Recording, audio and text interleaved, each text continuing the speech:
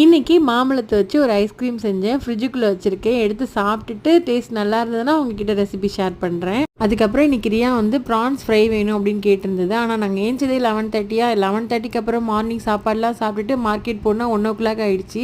இதுக்கு மேலே மார்க்கெட் போனால் அங்கே ப்ரான்ஸ் இருக்குமா மீன் இருக்குமான்லாம் தெரியல. அதனால் இன்றைக்கி வேணாண்டா, இன்றைக்கி அம்மா எனக்கு சிக்கன் பண்ணி தரேனா அப்படின்னு சொல்லியாச்சு. அப்போனா எனக்கு சிக்கன் குழம்புலாம் வேணாம், KFC சிக்கன் தான் எனக்கு செஞ்சு தரணும், ஓகேயா அப்படின்னு கேட்டுச்சு. சரி பண்ணித்தரேன் அப்படின்னு சொல்லிட்டேன். ரியா அப்பா கிட்ட சொன்னேன், இப்போல்லாம் இந்த அம்மா தான் மெனு கொடுக்குறாங்க, அவங்க சொல்கிறதா நம்ம செய்ய வேண்டியது இருக்குது அப்படின்னு. அதுக்கு ரியா அப்பா சொல்கிறாங்க, லீவில் மட்டும்தானே அவள் நினைக்கிறதெல்லாம் அவள் சாப்பிட முடியும், என்ன கேட்குறாலோ அதை செஞ்சு கொடுங்க அப்படிங்கிற மாதிரி சொல்கிறாங்க. இப்போ உள்ள அப்பா அம்மாலாம் ரொம்ப ஸ்வீட் ஆகிட்டாங்கல்ல. நம்மளாம் சின்னதாக இருந்தப்போ வீட்டில் என்ன சமைக்கிறாங்களோ அதை தான் நம்ம சாப்பிட்ணும். நம்மளாம் ஆசைப்பட்டுலாம் கேட்க முடியாது. ஸ்பெஷலி நான் எதுவுமே கேட்க மாட்டேன். ஏன்னா எங்கள் பாட்டி தாத்தா கூட தான் இருந்தேன்னா அவங்க என்ன செஞ்சு தராங்களோ அதுதான் சாப்பிடுவேன். ஏதாவது பிடிச்சதா செஞ்சால் சந்தோஷப்படுவேன், அவ்வளோதான். அதுக்காக பிடிச்சதை கேட்கலாம் முடியாது.